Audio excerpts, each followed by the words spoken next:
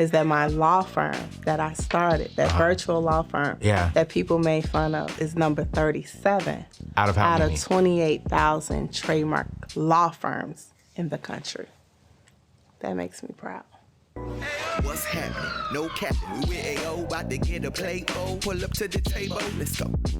Yo, so in today's day and time, man, I say this often, right? That the number one rising entrepreneur is a Black woman. And anytime I can meet a Black woman that is really doing something impactful, powerful, impacting the community, changing the community, and representing for not just all people, but for minority people, and then even going back to all people, I want to invite them to the show. And so I've been following this young lady, and actually she's definitely young, but I'm gonna let her reveal her age, because when she told me her age, I literally asked her makeup artist who's here with her, and I said, I need to know her, I need to know the truth. I need to see ID. Because when I first saw this young lady, I was like, yo, listen, this is great. She's young and doing it like this.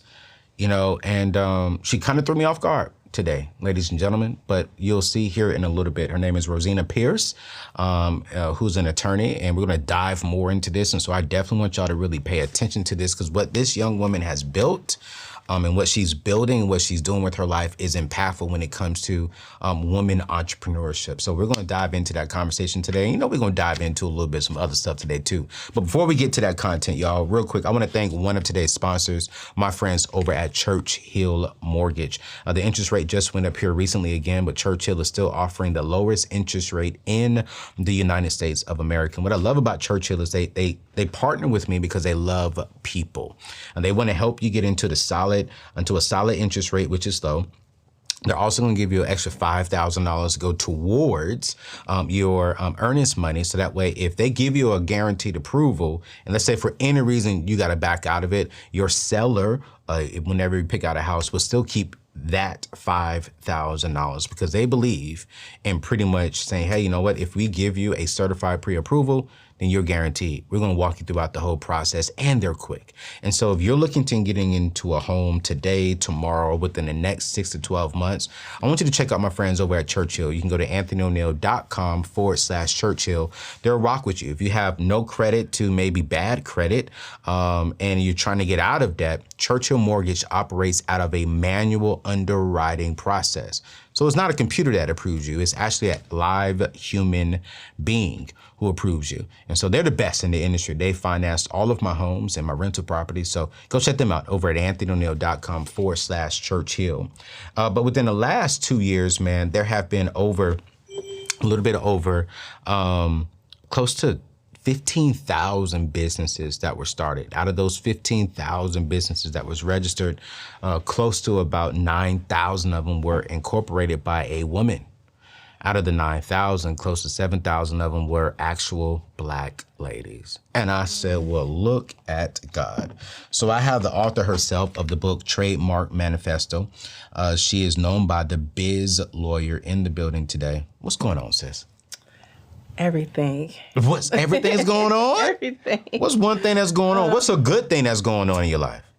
A great thing that is going on is that I'm here with you today. Yo, listen. To talk about this amazing thing and share with your audience about how we can help them. Yeah, let's do that. So let's start it off. You know, right now as a minority woman, right, you have a business.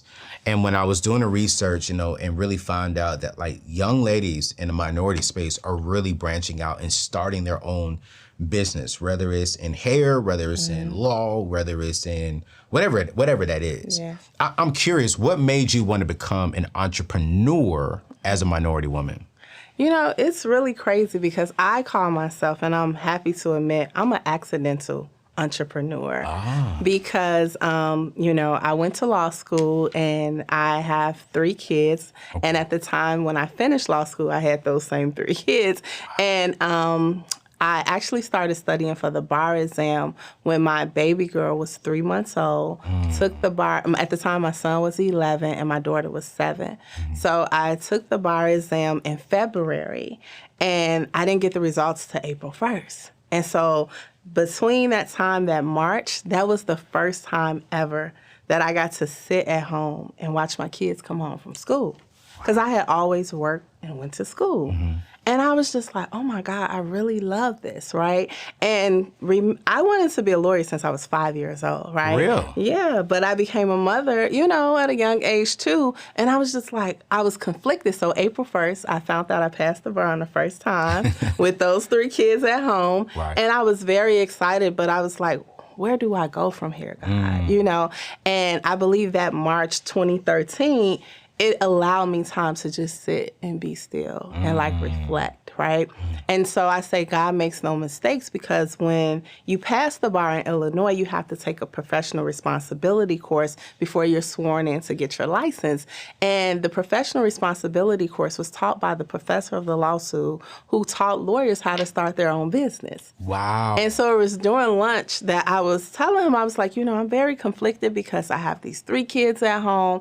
I'm happy I passed the bar, but I thought I was supposed to go work for a big law firm where I can make $160,000 a year, or a big corporation, because I always knew I wanted to do intellectual property law. In fact, I had a certificate in intellectual property law from the law school. So what is intellectual property law, real quick? So people who are watching can... Yeah, so intellectual property law, it reflects back to owner assets of, creation. So like a patent is intellectual property, which protects inventions. Yeah.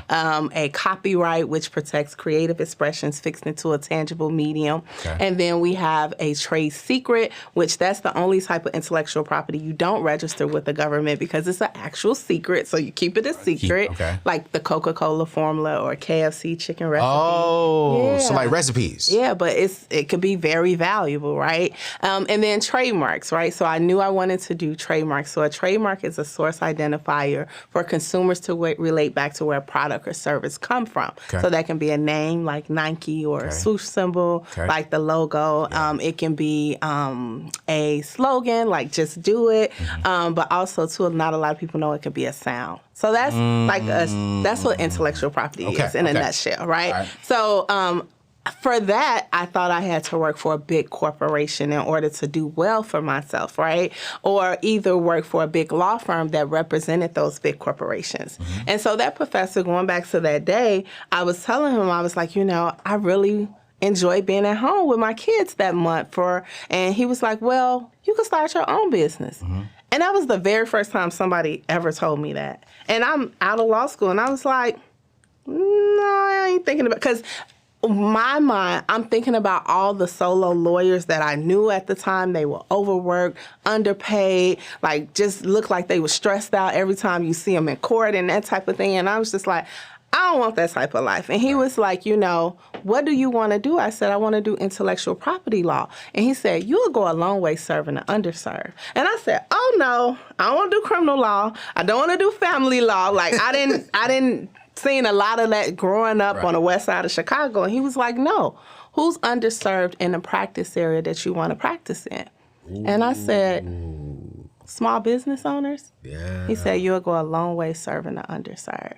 And I feel like that was nothing but a message from God, because reflecting back, and 7 years later in 2020, I realized in that moment, thinking back to that conversation, I thought I had one plan, but God had a bigger plan for me, right? And he's so grateful and rewarding, because in that moment, that's when I started hitting like my first 6-figure months, right?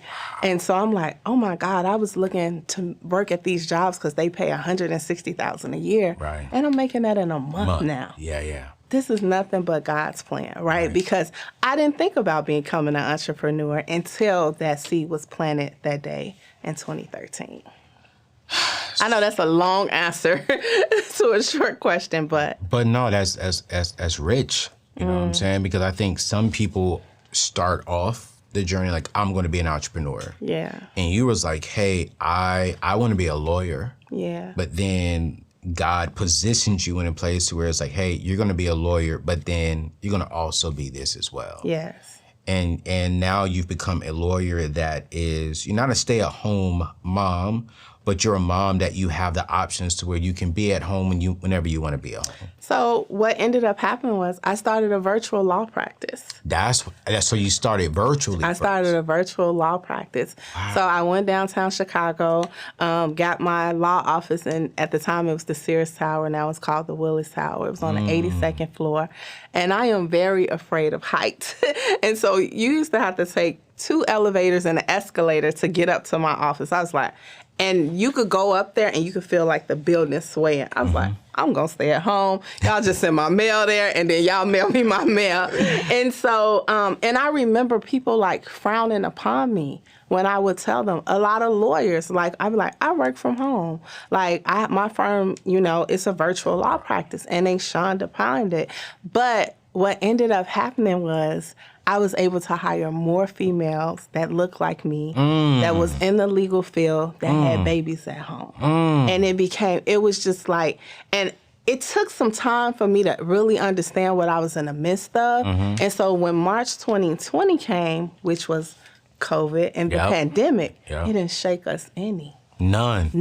Because God had already prepared us. Okay. For what we needed to be in order to get to where we had to go, because we were already a virtual firm. Like when everybody was shutting down and closing down things, we were like, y'all were already virtual. It was just another day for trying us. To transition into virtual business. Exactly. And so your virtual firm that you started, what kind of firm do you have now? So, when I first started out, I was a business attorney, and this should be helpful for some entrepreneurs. Okay. So I did contract law, I did real estate law, I did business formation, I represented some entertainers, right? A little bit of everything. And I had a conversation with God. I talked to him a lot, as you can see. Hey, I'm mad at that.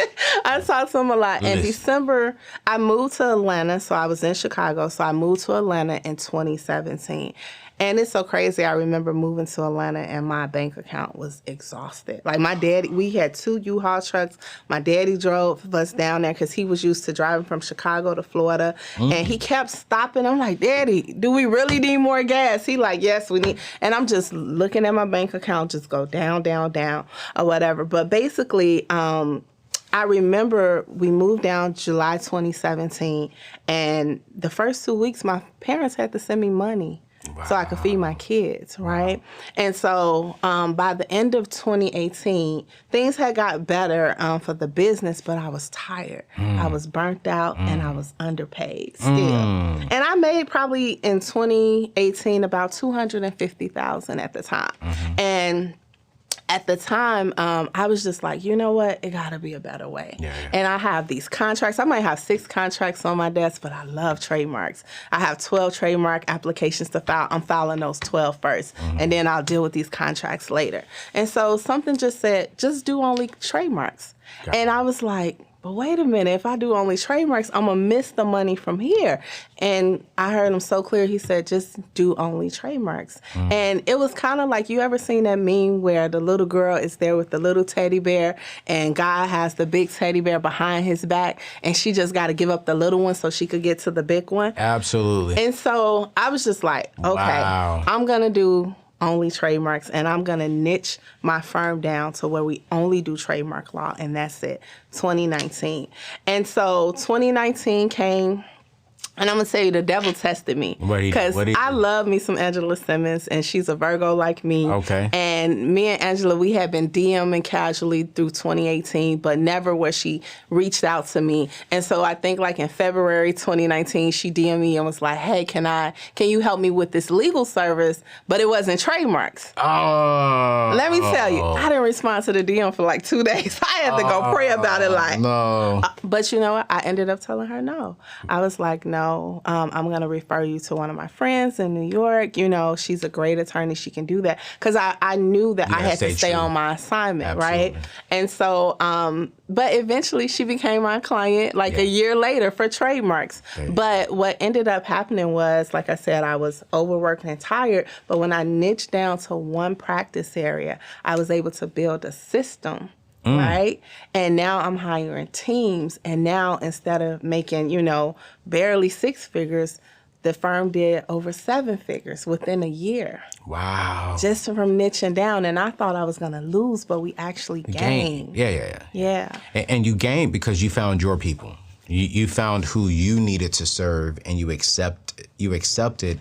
A lot of people think that entrepreneurship is not a calling, you know, and I do believe that our calling is entrepreneurship. Yeah. Because if we focus on serving the people and focus on the things the gifts that's on the inside of us, then that produces income because we're being good stewards of it, right? Yeah. So it's like, you know, when you accept your calling, and you're such a spiritual person. For those of y'all watching this as well, I feel as if when we accept that assignment over our life, God then rewards us with more because now he can trust us with the assignment and the rewards of what that assignment brings. Yeah. And one of my sales coach, Linda Clemens, she talks about calling out your Lazarus. Like Jesus, he called out to Lazarus. He said his name, right? So when you niche down as an entrepreneur, you're able to talk directly. to your clients that need you, right? My marketing became so much easier.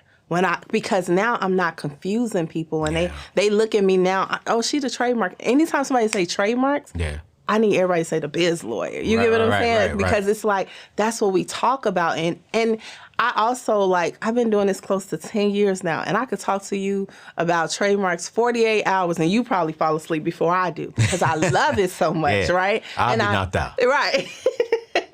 And you know, one of my other mentors say, if you can't give away enough free information, then you don't know enough. You don't know enough. You don't know enough. I like your business. I like it. So let me ask you this question, because you have a lot of people watching right now that, you know, they have a small business on the side, but they have a full-time job. Then you have a lot of people watching who have a full-time job and they're thinking about starting a business. I want to break down exactly what is a trademark and what should be trademarked, because a lot of people watching right now, I have this business, but I don't have a trademark. So do I need a trademark? Or I'm about to launch this idea.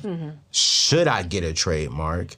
And then when should you not get some trademark? Yeah. You know what I'm saying? I think those are 3 important questions I want to dive into real quick. Okay. So when you have a business, you want to definitely protect the brand name, or you want to protect, you know, because that's the brand assets. I always ask people, will you build a house on land you don't own? Would you? No. No, right? Absolutely. Why? So why do we build brands and businesses if we don't own them? The trademark is going to give you ownership rights to the brand name that you're about to build everything on. So before you go invest money in marketing material, product packaging, because that's money, right? Right. And everything that you're investing in, what do you put on it? Right. The name. Exactly. So you want to make sure that you own that name so that you have full control and ownership of those products and that marketing material, right? Wow. And so you asked too, what would you not trademark?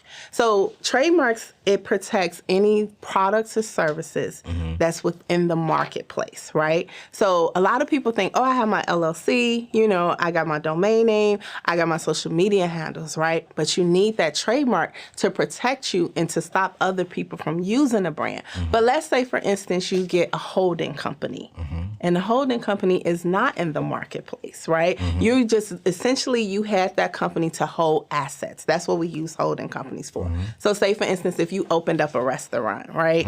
And in order to protect your investment from your restaurant equipment, because restaurant equipment is very costly, right? Absolutely. You want to put that in a holding company. So therefore, if someone was to sue the business, they can't confiscate or take over the equipment because it's in a holding company, right? Got you. But that holding company is not really functioning in the marketplace. Okay. If that makes sense, right? Yes. A lot of people actually have holding companies for their intellectual property. So if you look at Beyonce, they went through a fight with Blue Ivy Carter, right, for her name with the wedding planner. And basically, one of the issues that came up, because under trademark law, you have to use it or have a bona fide intent to use the actual trademark. And so Jay-Z said, I think it was in GQ magazine, we don't have any intent to use our baby name. We just don't want nobody else capitalizing off of it and using it.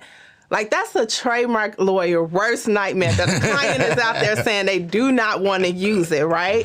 But here is where you play chess and not checkers.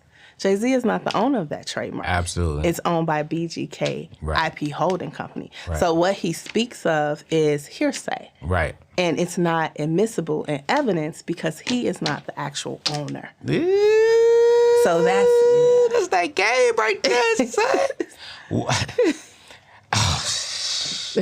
That's game. Yeah. You know what I'm saying? Because, I mean, I don't think a lot of people, and I always say black people, but I think a lot of people, white, black, Hispanic, they don't understand the nuances of this kind of stuff. Yeah. You know what I'm saying? It's like, well, go get an LLC and you straight. But there's so much more. And when I started my company, I was thinking the same thing. Then my attorney was like, nah, bro. You got to get a trademark. Yeah. You got to get a holding company. He even turned me on to a trust. Yeah. He's like, you need a trust? Yeah. Well, I already have a will. Yeah, bro. But nah, the will, you're going to miss out on a lot of different things if you don't have a trust. And if something passes and your family going to be struggling because you only have a will. And I'm like, wills are contestable. And people can fight about wills in court. And really quick, just to go back to that Jay-Z example, Rockefeller said, own nothing, control everything. Ooh, that's a great example that's the of that move. Concept. Yes. Own nothing but control it. Yes. I own nothing. Right. After my attorney put me on game, I don't own nothing. That's why 50 Cent, when he filed bankruptcy after losing that lawsuit against that young lady, I don't own nothing. I don't own nothing. But I control everything. My. But it's like you won't get this kind of information if you don't follow people like yourself. Yeah. You know, and so let's say someone, like, for an example, we have a show called The Singles Mansion, right? And as soon as we put it out, my attorney said, you need to trademark it. Yeah. I was like, really? You got a good attorney. It was like, no. You're going to take this idea. Yeah. As soon as you put it out, other networks will see that. And because they have more money than you, more staff than you, they'll go out there and drop it before you can. Take your idea. Now it's like, yo, you stole it from them rather than them getting the concept for you. And I was like, really? So I trademarked it. A network I reached out to trying to pitch it to, they was like, hey, we're actually already doing a concept like that. But we see you have a trademark. I was like, sure do. Sure do. Sure do. Yeah. Yeah. Yeah. Black man. Yeah. But because now they got to put some respect on you. They got to put some respect. Now they can come up with a similar concept, but they can't call it exactly The Singles Mansion. Yeah. So I was like, I said, and here's the truth. My attorney's white because I haven't found like a black attorney that I could really rock with. You know what I'm saying? I love you, bro. You a beast.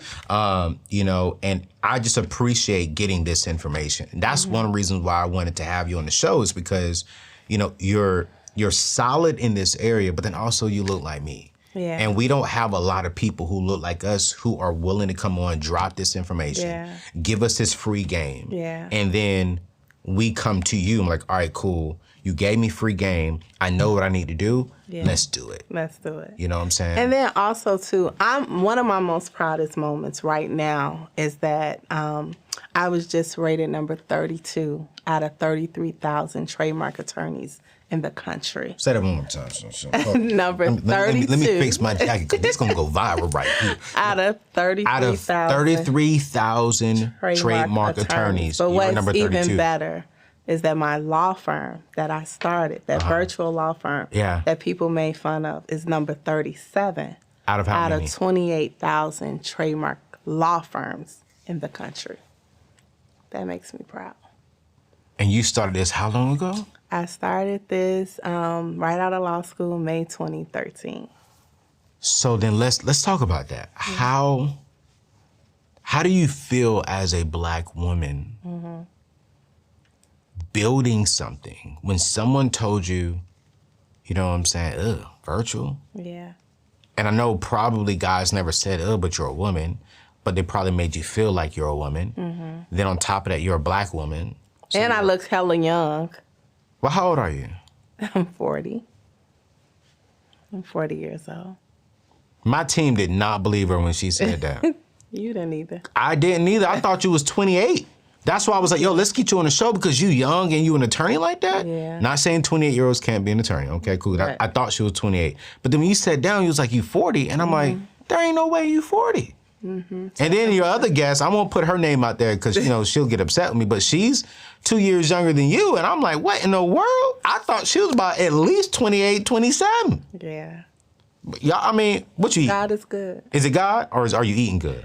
I try to eat really well. I drink nothing but water. Have been drinking nothing but water. You don't do liquor? I don't drink. You drink? I don't smoke. Do you drink, B? I don't see it. Yeah. You don't smoke? I don't smoke neither. Mm-hmm. I smoke cigars, but I don't smoke. Like, I ain't never had weed, cigarettes, none of that. No, I never cared to entertain any of that. I try to eat a lot of just like fish and turkey. Okay. So you're like my producer. No red meat, stuff like that. No cheeseburgers. I mean, so my iron is very low, and that's another thing that a lot of Black women deal with. Yeah. Like, we experience fatigue a lot, and we think it's just, oh, I'm tired. But that's not normal, right? And so I stopped eating red meat for almost 10 years, and so my doctor was like, look, you need some iron. Gotcha. Can you just eat like 2 steaks a month? Right. And, I'm like, okay, I can. If it's cooked well, So lamb chops every now and then, too. I like lamb chops, too. So 2010. 2013. You started this business. Today's 2022, so almost 10 years ago. Yeah. I want to pivot from not just a practical, right? Over those 10 years, you started the business. You were married at the time. You probably had 2 kids since then, or 1? Well, we had the kids before we got married. Okay, we kind of did it out of order. Yeah, I got you. I'm talking about while you were building this business. Well, she was born my last semester of law school. So you had 1 when you started this, before you started this business. Well, you had 2. I had 3. I had 3 kids, yeah. But remember, she was the infant. She was the infant. Okay, right? Okay. And so that's what made me start the business. Because I had these babies at home. Yeah. So it's like, mentally, I'm curious. How were you going through that? You had to be this young Black woman starting something virtually that really wasn't accepted in that career. Yeah. You were a wife going through that issue. Yeah. You were a mother trying to be a mother. Yeah. And then you were just you. You still had to care about you. Yeah. How were you? What were some of the things you had to have a conversation with yourself about to keep you pushing and going through? Because I really want you to speak to that, because I have a lot of single ladies who are single mothers who are trying to do what you're doing, start a business, work a job, trying to even date, what I'm saying? And still be them and still be a mother maybe. Yeah. Paying off debt. But mentally they're like, yo, sometimes I just don't feel like it. Yeah. What got you through mentally? So I think what got me through mentally was that I understood my why. Come on now. And my why was my kids. Your why was your kids. My why was my kids. Go deeper. Why for your kids? Why was because you got to remember at this time too, with me becoming a lawyer, me being with the kids and things like that, I'm still on the west side of Chicago, right? I'm still in the heart of the city where, and I was just like, I got to get them better. And not saying that I feel like my mother did really great with exposing me to other things by sending me other places. But I was in the midst of, in poverty and things like that. And, my grandmother always said, don't be of your surround, like even though you're in it, don't be of it, right?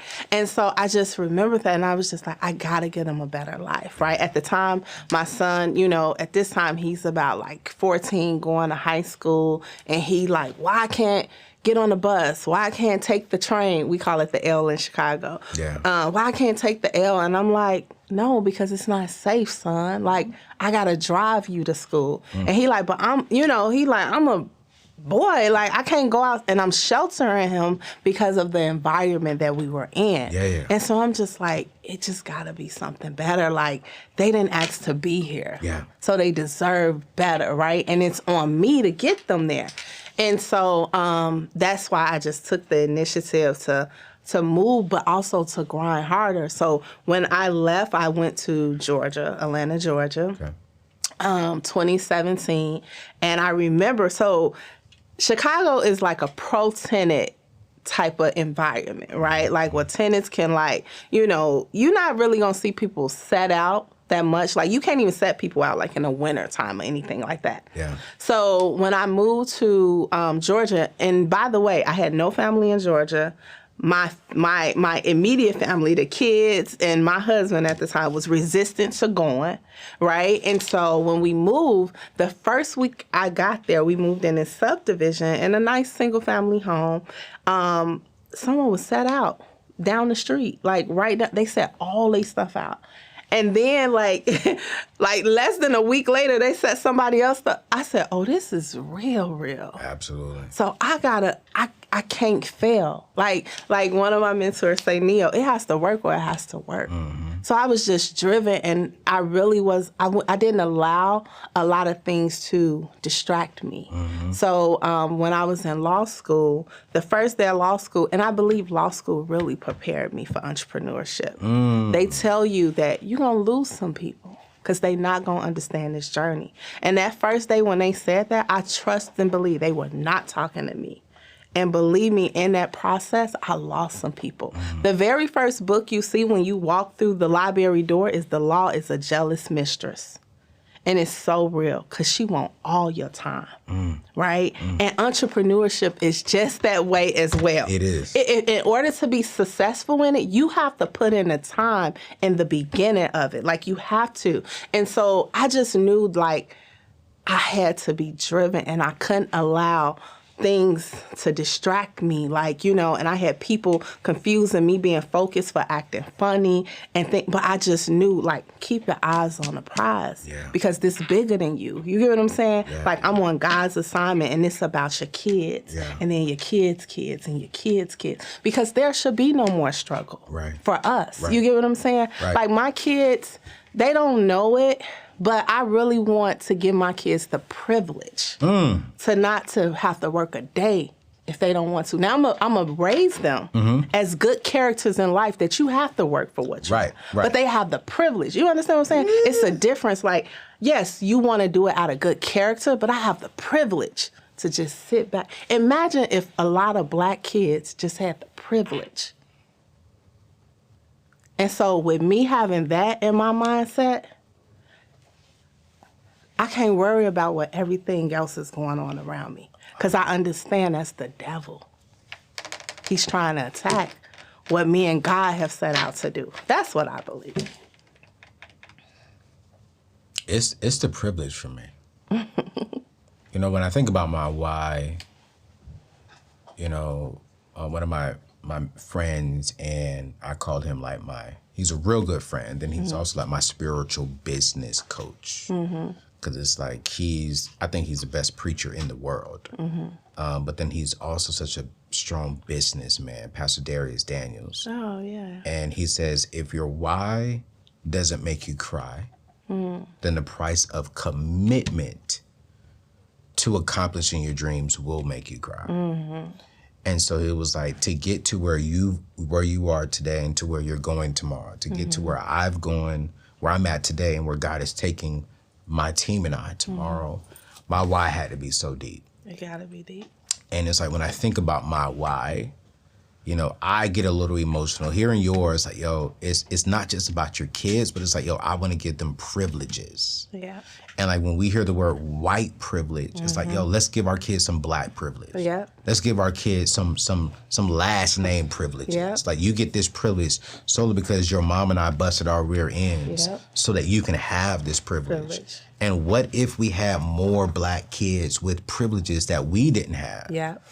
And when I think about my why, I cry because I want to raise my kids. Whenever I find my wife, she got to, she got to have the 2 B's, the Bible and the booty, you know what I'm saying? My team was probably making the bet, when is he going to say it? She got to love the Lord, she got to know the Bible, and she got to have a booty. I ain't got no shame in my game saying that. So whenever I find that woman, You know, we gonna have some chilling, and our children are really gonna have so much privilege. It's like, man, I told my team, I was like, man, I really want to, take my kids to Israel. All right, man. So they're homeschooled, but they can still go to school, right? But it's like me and my wife will take them to Israel, like, all right, for a month. We're gonna go study in Israel. Yeah. So you're gonna learn the word, and you're gonna learn the world. Yeah. You know, you're gonna learn what the word of God is saying. You're gonna learn the world, and how do we apply both? Oh, yeah. They're happy for a good reason. Prize Pool gives you a chance to win big simply by saving money. You heard me right. Save your money and have a chance to win more. That, my friends, is what I call a win-win situation. Plus, they have a debit card. Use it and increase your chances to win in our weekly drawing. Head over to anthonyoneal.com/savings to set up your account today. Prize Pool, banking made fun. Yo, before we get to today's show, what if I can show you how to start making six figures right now? Within the next 9 months, you can change your whole life. You can especially change the next 9 years. You know what? I'm so excited. I'm so grateful because I've partnered with Bethel Tech, an online Christian boot camp that is helping people get qualified in the tech field. Now, why is this so important? Let me tell you why. Because the median age for American people was $35,000 in the year 2020. That's almost $2,900 a month, and that is not okay. And so listen, close to 100 people within our tribe has signed up for Bethel Tech.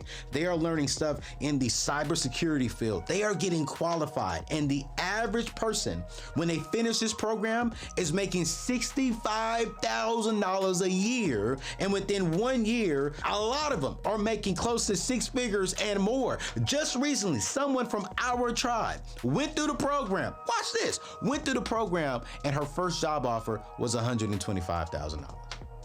Listen, change the next 9 years of your life. Shift this out. Get into this program so you can get out of debt and start building wealth now. And if you click the link in the show description of today's show, they're gonna give you a $1,500 scholarship. And I'm gonna give you a little secret. They may even give you an extra $1,000 if you call them, explain to them your situation, where you are in life. You may even get $2,500. But for sure, they're gonna give you $1,500 just for being part of my family. Check out the link in the show description, and let's get to today's show. It's your boy. You've built this amazing business. I mean, you got black ladies working for you. You know what I'm saying? We were all Black female at one point, but we have diversified now. Okay. We hired our first male.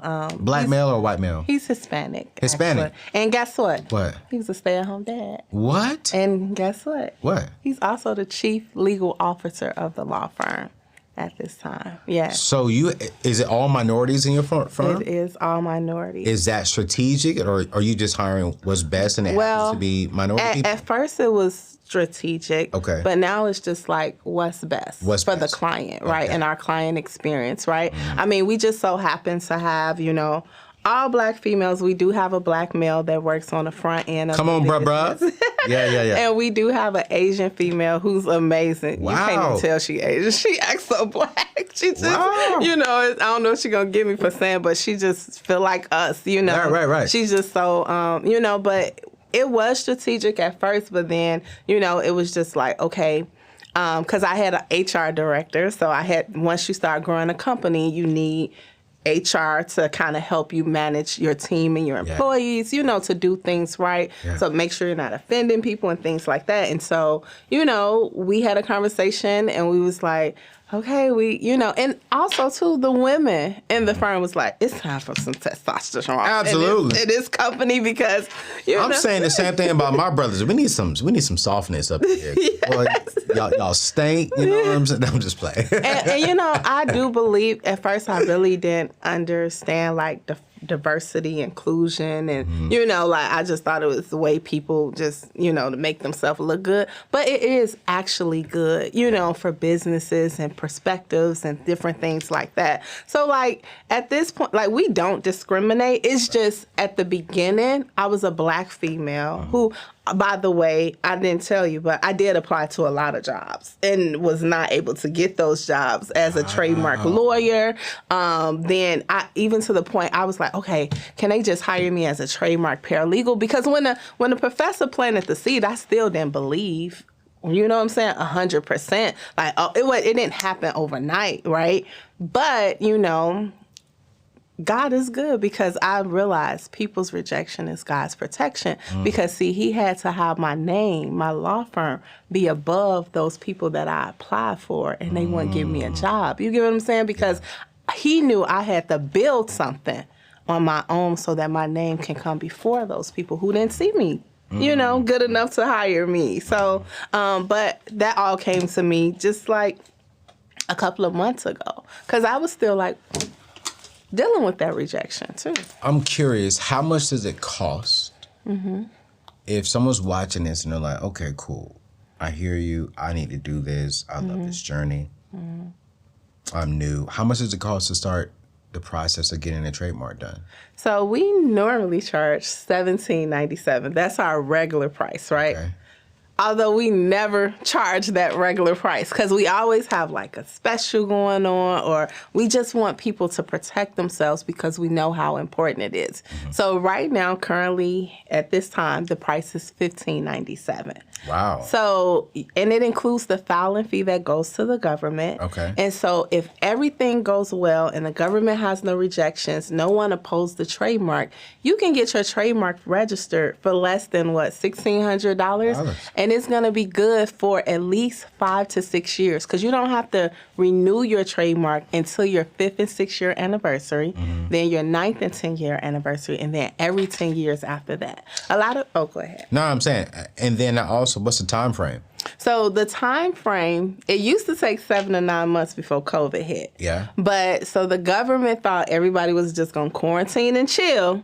But we did the opposite. Absolutely. We quarantined and we created, right? So all those business owners that was birthed during COVID. And so in 2020, the government seen the most trademark applications in history. Yeah. And so it used to take the government 3 to 4 months to review the application. Now it's taking them about 9 to 12 months to review it. Right now they're currently reviewing December of 2021. Yeah. So what used to take about 7 to 9 months for the process is now taking about 12 to 18 months. But the important thing is, as long as you get your application on file, on that filing date, then you have priority over everybody that comes behind you, right? The government will treat your application like you were first in line. So so sometimes people be like, oh, but it takes so long. Look, we still doing better than Canada. They take 3 years to process an application. 3 years? Yes. So we, it's a government process. Yeah. It's a legal process, right? And sometimes we do have to fight, but that's why it's important to hire legal representation and legal counsel. Someone asked me, the other day, what's the difference between hiring a law firm and these internet-based companies and things like that? And I said, the value is in a relationship, you actually have a law firm representing you. We have certain code of ethics that we cannot break, or we can lose our law license and things like that. But also, too, we're advocating for you. Yeah. Our client success is our success, right? And also, too, I be in situations, I travel, I network a lot, right? And if I'm in a room that I can connect one client to an opportunity that they need to take their business to the next level, I'm going to do that. Right. Because I want my clients to win. Lord Jesus. You have this book here, and we're going to drop this in the show notes so you all can go check it out. It's called The Trademark Manifesto, a public declaration to bizpreneurs to secure the brand via trademark law, a.k.a. the biz lawyer. So we're going to drop this into today's show notes so you can really check this out, because I love it. She's literally walking through everything. And by the way, I wrote that book myself. Come on now. Now, I talk to people as CEOs and business owners. We do have to be willing to delegate, right? Wow. And that is a big challenge for us, and especially as a Black woman, I have trust issues, right? And one of my biggest type of issues was bleeding over to my business because I was hoarding tasks to myself, right? And I learned that in order to grow, you have to let go, right? Yeah, that's but I wouldn't let go of that book. I had to write that myself. Because everyone's like, Rosezena, we can hire somebody to write the book. Oh, man. No, I Rosezena. got to write the book myself. So I sat down, I got the book written myself.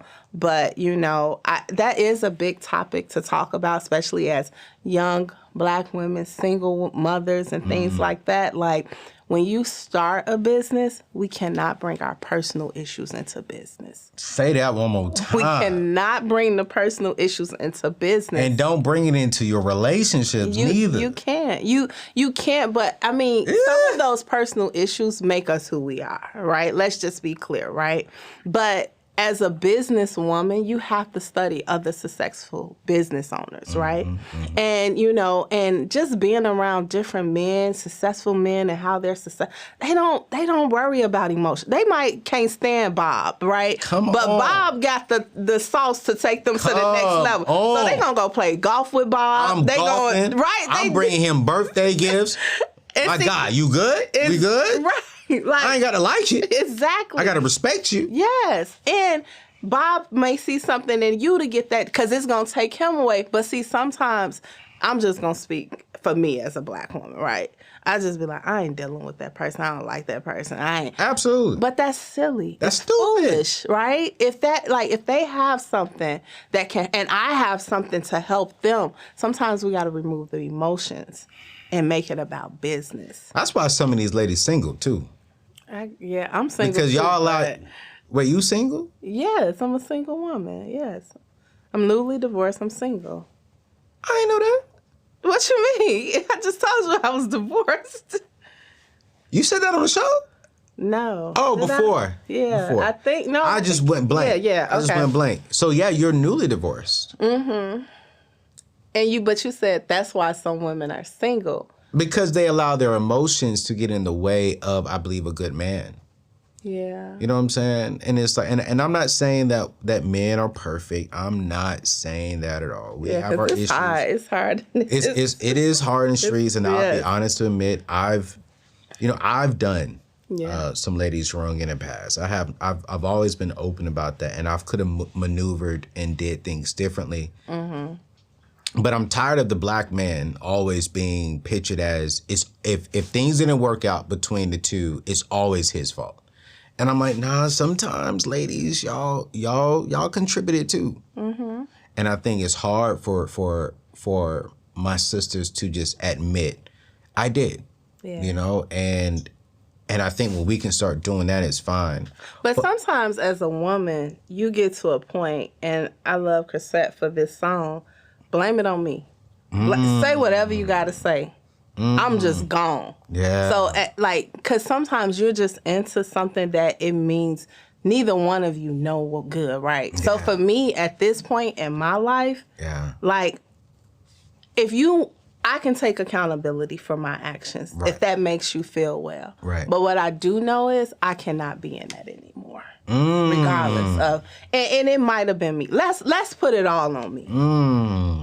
But I'm letting it go. Letting it go. I'm letting it go. Like, we can't, and for me, as a CEO, as a leader, and I learned a lot from Darius Daniels too, because he is so amazing, especially when talking about leadership development. Yes. And one thing he said is that you can get a lot from your team when you lead with influence versus leading with authority. Yep. So me and my leadership development process that I'm going through my journey, right?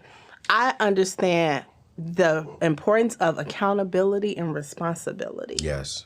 So even in my failed marriage, I'm going to take some accountability. That's so good. I'm going to take some responsibility. That's so good. That's fine. If that's what you need to be at peace with yourself, because I'm at peace with my decision now, and I'm moving forward. Because I can't stay in that. You get what I got to leave that behind. But also, too, I'm going to learn from that loss.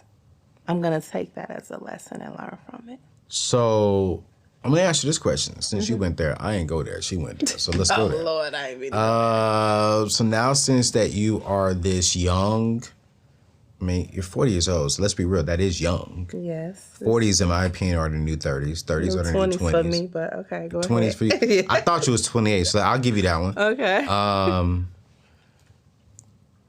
I mean, so you have a 7-figure business. You're doing very well financially. Mm-hmm. You're well known in this space, right?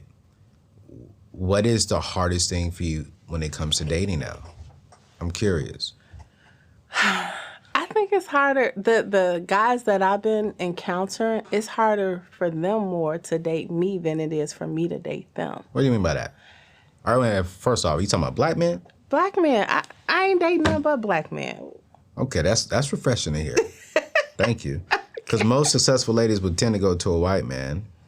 You know. And there's nothing wrong with that. I mean, because I got white brothers who I love dearly, but I'm just like, dang, I'm for black love. You know? I'm for black love, and that's just what I see for myself, right? But I can't sit here and lie and say I ain't never thought about it, right? I'm fine with that. I have considered it, right? I've never thought about it, but yeah.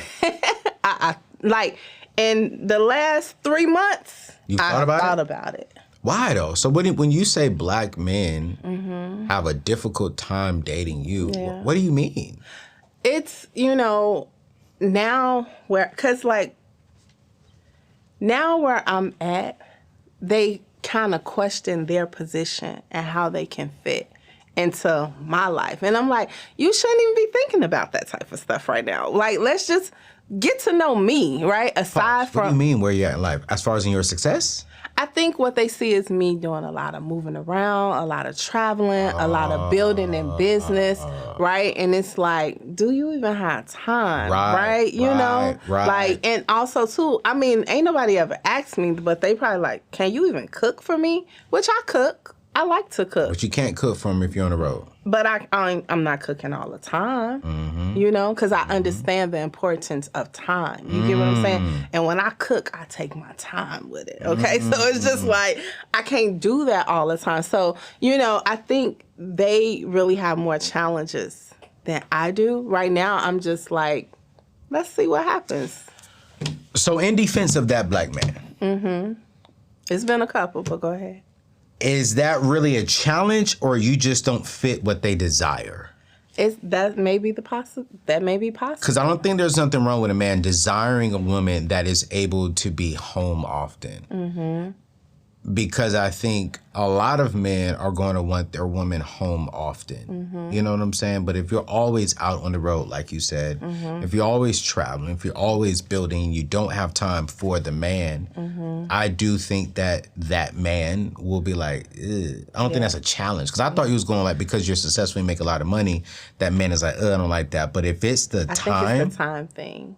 So as a woman, you don't desire time with your spouse? I do. But see, that's the thing. That's them playing it out in their head when I know how to make it work. And let's travel together. Like some of these trips, I don't have to take alone. You know what I'm saying? It's things to work out. But I think those be the objectives with them coming into, the situation. But that's what I'm saying. You didn't even, have the conversation. Well, the mentions that they make allows me to know that's something that's in the back of their mind. And let's just keep it a buck. Can we just keep it real? Yeah, keep it real. We're going to keep it real. Real.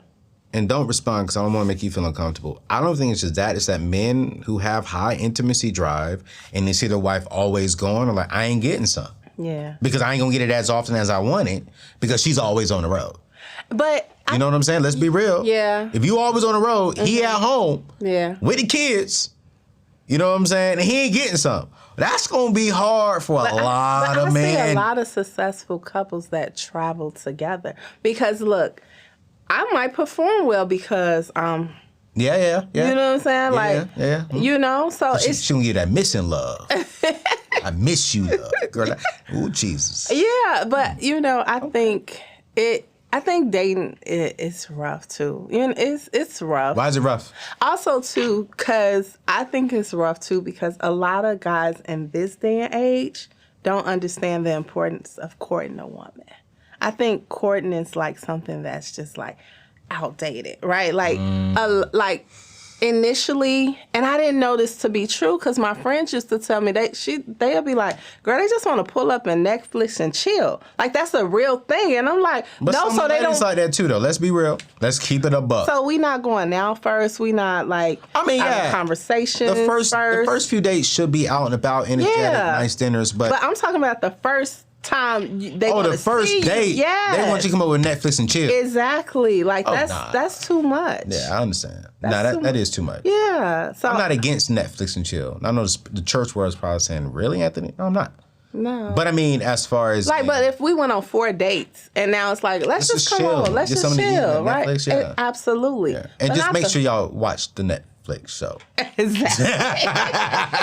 But I think we like in the same age range, so that makes sense because that's what we know dating to be. But I think society has kind of shaped it a little different, right? Like, you know, I mean, I'm new to this, you know, because you new to this. It's challenge, but it's challenge. And you about to be true to it. So I asked every woman of your caliber who's on my show, from Devon to Terry Ijeoma, a lot of my successful friends, Ellie that came on. At this season of your life that you're in right now, could you date a man who makes $40,000 a year and he's happy with that? Dang, I'm not even gonna call her out like that.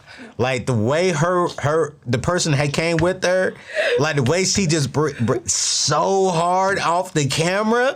Like I really want to bring her onto the camera and be like, yo, what was that sigh all about? Like I felt that thing all the way right here and she's way over there. What is that? Do you feel her energy?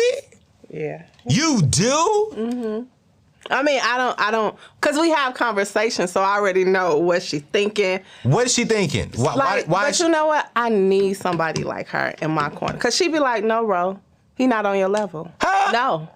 No. Why are you wasting your time? So, whoa. So you trying to tell me a school teacher is not on your level? He's on, I would give him the time of day. But he's not on your friend's level. But for my friend who wants the best for me, she like, no, we not doing that. And I'm like, but no, like he could be a good guy. And yo, her eyes is looking at me like, don't even try me. So then when it happens, right? Because we've been through this situation, right? We've been through the situation. And what situation? Where it was like, he was like the school teacher and I dated him. Okay. And she was right about everything. What was she right about? What did not work with this situation? I think for me, what she say? She said, Ro, you require a lot. And that may be hard for some men. What do you require that's a lot for some men? I do like attention. Okay, that's not hard for a school teacher. That's not hard for a man. What are you talking about? That ain't got nothing to do with money. I do like going to certain type of restaurants. Okay, cool. Now we talking about money. Okay. Yeah, like, all right. Please don't take me. I don't want to say the restaurant on. No, say air. it. No, I don't want to say it on air. What was it? Because I understand, like, like 2, 3 star. 2, 3 stars? Yeah. So you're saying something like a TGI Friday, something like that. I actually like TGI Fridays, but like, I actually like that restaurant. But what she said it. She said no. Oh. She said TGI Fridays. It's a good. I promise you. Y'all are missing out on good men. No, not y'all, because I would date them. But then she ended up being raped. Right. Like, so you're not going to date him anymore? No. Oh, I mean, Lord. Y'all, I want to just... But you don't like when people be like, see, I told you. But it just... That just means you just chose... I mean, but what happened that... Because was it a money-related issue or was it something else issue? So I believe, so then what happens is when you get with a woman like me and you're in that caliber, it's going to either do one or two things What's for that? you, right? It's going to either be like, oh, well, she got it, so we good. Or it's going to push you to drive harder so you can try to feel like you're up on this level, right? Now, a real man probably, he's going to try to push to be on that level, right, with you. Because it really challenged their masculinity. It really does. Now, I have witnessed that. And it becomes an issue because it's like, okay, well, I'm going to try to out-hustle you so you can make me feel like, so that you can see that I am worthy for you. Rosezena, I'm going to tell you right now, you're wrong. I'm just telling you what my experience was. You're wrong. How you gonna tell me I'm wrong about my own experience? No, I think what you've gone through is true. Yeah. But a real man is not going to try and step up because you encouraged him. A real man is going to live in the space and the place that he's supposed to live in. And I think if a man says, "Oh, I'm going to bar up solely because that's the man you don't want to be with. You want to be with a man that's like, "Yo, I'm called to be a school teacher, so you're gonna have to accept that or not." But how many men making $40,000 a year dating a 7-figure woman can actually sit down and have that actual conversation? I think there's a lot of men who can do it. I'm not saying that there's not a lot of men who can't. I do believe that there are some men, right, who cannot do that. But I don't really say that they're men. My philosophy is you have two types of male species, a little boy in a grown man's body and then a grown man. And I think a little boy in a grown man's body is the one who is insecure and intimidated by a successful woman like yourself. A grown man who was a school teacher, and he's a school teacher because he knows he's been called to be a school teacher, will look at you dead in your face and say, "Babe, this is who I am. I'm going to love you. I'm going to cherish you. I probably can't take you out to this particular restaurant every single month, but all the other stuff, I got you. Yeah. But I got you. But this one right here on my right-hand side, she gonna miss out because that man can give you so much more than a man who can afford to take you to. Because see, what did I tell you? She over here saying, mm-mm. So here's the thing. What did I tell you? And let's go to the love languages. Do you believe Absolutely. My love language is physical touch and words of affirmation. So mine is physical touch and quality time. So if you're a man making $40,000 a year, you can give me what? Both of them. Exactly. Right. So I'm not a woman who words of love language is gifts. Right. But even if $42,000 man can give you gifts, he probably can't give you no Louis Vuitton. Yeah, exactly. But that wouldn't even matter because I can give myself all that I desire when it comes to gifts and things like that. So therefore, I will give that man a chance, right? Okay. And I have given that man a chance. It just didn't work out. It did not work out because now they start to question their manhood and their masculinity. Because I was out, and I won't mention no names, with some very successful men. Okay. And they're married, and I was the single girl, but it was like we was just out on business or whatever, and on some business type of stuff. But the question came up: can your woman? Because I'm the single girl, right? And so I said, how would you all feel if your wife or woman made more money than you? Oh, I love it. I'm like, babe, where you at? Come on, let's get this back. And so one person said what you said. The other two was like, I definitely have to make more money than my woman. Yeah, and that was like, and the reason I do feel like for some men, it attacks their masculinity when a woman is making more than them. I don't agree with. It should not happen. We gonna do a show, god daggone it. I'm bringing in a bunch of men. I don't think it's the money that the men are. It's y'all, how you treat the man. Because here's the thing. For me, the money don't scare me. I'm a very submissive woman. I have no problem when being submissive to my man, right? It does not matter how much money I make, how much he make, because at the end of the day, I'm a woman. Okay. I like being a very feminine woman. Right, I agree. I want to be with a man, right? Because I want him to lead me. I want him to, provide for me. I want him to protect me. And you can provide for a woman in different ways outside of money. Right. Exactly, right? That's real. And so I can be that. So a lot of times when you guys say what we won't do and what we are not willing to do, sometimes they're not even willing to give us a chance and learn that about us. Because most people look at me and be like, "Oh, she a 7-figure woman. She ain't, cause she gon' talk to me crazy. She gon'." I would. That's disrespectful. I agree. And I believe in Black kings. Yeah, I agree. Right, and we all celebrate women and we lift up women as we should, but it becomes an imbalance when we're not lifting up our men too. You get what I'm saying? That's why our ecosystem as a Black people is so out of order and out of shift because the Black man is not lifted up like a king. You get what I'm saying? So like in my household, he the king. I don't care. I'm a CEO. But when I come through that door, he the CEO. Ooh. You get what I'm saying? Even if he is the school teacher. So that's just how I think. What? Yeah, that's my thinking. And that thinking, any man will love that thinking. Not any. What? Not any. No. That he's not the CEO of the house? they will love that. But if they still, because now they're looking at what you are outside of the house. But that don't. But to a sick. man, I ain't talking about to a little boy mindset in a grown man. To a man, you come in, you a 7-figure woman. Do you come in, and now you come in as the wife? And I don't want to say that the man is like, and I get the Christian term is like, the man is the head of the home as Christ is the head of us. But it's like really, it's like you honor the man. You honor the head of the home, but it's a partnership in this home. And I think the problem is when a man feels like he's less than a partner, it's because you're the CEO, you also come on as the CEO. And I interviewed this one lady and she didn't make it to my show because she was very disrespectful to man. And I didn't want to put that interview out there because she came out and said like, yo, if I make the money in the house, for the house, you don't get to do nothing without my approval. And I was like, yo, respectfully, I told her on the show, I was like, yo, respectfully, like, that's BS. You know what I'm saying? And it shouldn't be because he makes some money, you don't get to do nothing. It's like, no, if you do make the money, you two come in and you have a conversation. A lot of people don't know this, but my mom is the breadwinner of, my biological mom is the breadwinner of their home. But my mama don't get to spend the money like that. You know what I'm saying? They have a conversation at the home. And that's true partnership. And she was like, nah, if I make the money, I do what I want to do with the money, and he got to ask me if we can spend anything with my money. So, and I mean, who am I to speak? And I'm divorced, right? But I do feel like but you was divorced, but you was with this man for 26 years. Yeah. But I do feel like a lot of successful couples and marriages, and my friend who's been married to her husband for 25 years, she talks about this. They allow themselves to be them individual selves outside of their marriage, right? Like, I gotta be who I am.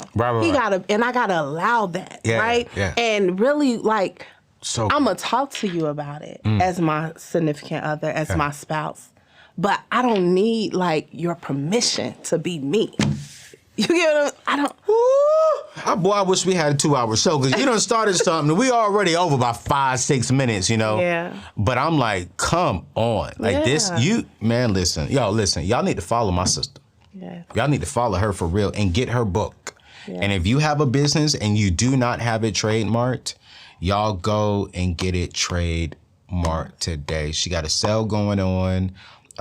And she will help you get it done today. So and that book comes in ebook format. Ebook format as well. Right, cool. If they want it, we can mail it to them. But securethebrand.com and they can order the book. Is this my copy? You can have that. All right, cool. We're going to put it over there in the bookshelf with all the books and authors that have been here. So listen, you guys, we're going to drop all of her information in today's show notes. Please check it out. We'll drop her social media. We will drop her book, and we will drop the website to her law firm so you can get your trademark incorporated. I hope you all, and I pray that you all learned something today, inspired by this amazing queen. And y'all, love you, and I'll see you on the next show. Peace out.